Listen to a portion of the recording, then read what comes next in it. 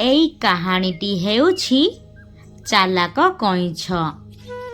ଦିନେ କ'ଣ ହେଇଛି ନା, ଗୋଟେ ଜଙ୍ଗଲରେ ବିଲୁଆ ରହୁଥିଲା। ବିଲୁଆ ନିଜକୁ ସବୁଠାରୁ ବେଶୀ ଚାଲାକ ବୋଲି ଭାବୁଥିଲା। ଆଉ ମନେ ମନେ କହେ, ମୋ ଠାରୁ ଚାଲାକ ଏ ଜଙ୍ଗଲରେ କେହି ବି ନାହାନ୍ତି। ଏମିତି ଭାବି ଭାବି ଜଙ୍ଗଲରେ ବୁଲୁ ବୁଲୁ ତାକୁ ଜୋରରେ ଭୋକ ଲାଗିଲା। ଜଙ୍ଗଲ ସାରା ବୁଲି ସାରିବା ପରେ ତାକୁ କିଛି ବି ଖାଇବାକୁ ମିଳିଲା ନାହିଁ। ବିଲୁଆ ନିରାଶ ହେଇ ଆସୁ ଆସୁ ଗୋଟିଏ ବଡ଼ ପୋଖରୀଟେ ପଡ଼ିଲା। ସେଇ ପୋଖରୀ ଦେଇ ଆସୁ ଆସୁ ବିଲୁଆ ଦେଖିଲା ଗୋଟେ କଇଁଛ ପୋଖରୀ ପାଖରେ ଥିବା ଗଛ ମୂଳରେ ଶୋଇଛି। ଆଉ ବିଲୁଆ କ'ଣ କଲା ନା, ଚୁପି ଚୁପି ଆସି କଇଁଛକୁ ଖାଇବ ବୋଲି ପଛପଟୁ ଧରିନେଲା। ଆଉ ବିଲୁଆ ବହୁତ ଖୁସି ହେଇଗଲା।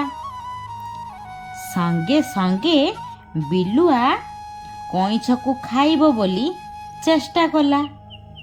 ହେଲେ କଇଁଛର ଟିକିଏ କିଛି ବି କରିପାରିଲା ନାହିଁ।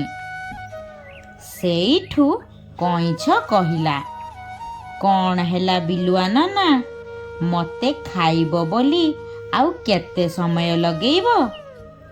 ଗୋଟେ କାମ କର, ମୋତେ ନେଇ ପାଣିରେ ଛାଡ଼, ଆଉ ମୁଁ ଟିକିଏ ନରମ ହେଇଗଲେ ତମେ ମୋତେ ଖାଇପାରିବ। ବିଲୁଆ ଭୋକ ବିକଳରେ କିଛି ବୁଝିପାରିଲା ନାହିଁ। ବିଲୁଆ କଇଁଛର ଏହି କଥା ଶୁଣି ଭାବିଲା, ଠିକ୍ କଥା ତ, ଇଏ ଉପାୟ ମୁଁ କେମିତି ଜାଣିପାରିଲି ନାହିଁ। ସେଇଠୁ ବିଲୁଆ କ'ଣ କଲା ନା, ଶୀଘ୍ର କଇଁଛକୁ ନେଇ ପୋଖରୀ ପାଖରେ ଛାଡ଼ି କିଛି ସମୟ ପାଇଁ ଛିଡ଼ା ହେଲା। ଆଉ ମନେ ମନେ ଚିନ୍ତା କଲା, କଇଁଛ ନରମ ହେବା ମାତ୍ରେ ମୁଁ ତାକୁ ଖାଇବି। ଆଉ ଭୋକ ସମ୍ଭାଳି ହଉନି। ଆଉ କଇଁଛଟି ଏଇ ସୁଯୋଗ ଖୋଜୁଥିଲା।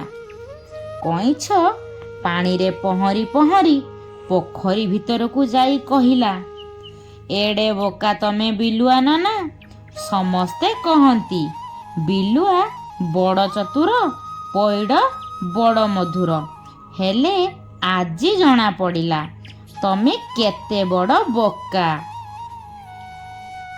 ସାଙ୍ଗମାନେ, ଏହି ଭିଡ଼ିଓରୁ ଆମେ ଶିଖିଲେ ବିପଦ ଯେଡ଼େ ବଡ଼ ହଉନା କାହିଁକି, ଉପସ୍ଥିତ ବୁଦ୍ଧି ଲଗେଇ କର୍ମ କଲେ ଯେତେ ବଡ଼ ବିପଦ ହେଉନା କାହିଁକି ଟାଳିପାରିବା। ଭିଡ଼ିଓଟି କେମିତି ଲାଗିଲା କମେଣ୍ଟ ମାଧ୍ୟମରେ ଜଣାଇବେ ଏବଂ ଚ୍ୟାନେଲଟିକୁ ସବସ୍କ୍ରାଇବ୍ କରିଦେବେ। ଭଲ ଯଦି ଲାଗେ ଲାଇକ୍ ଗୋଟେ କରିଦେବେ ପ୍ଲିଜ୍। ରହୁଛି, ନମସ୍କାର, ଜୟ ଜଗନ୍ନାଥ।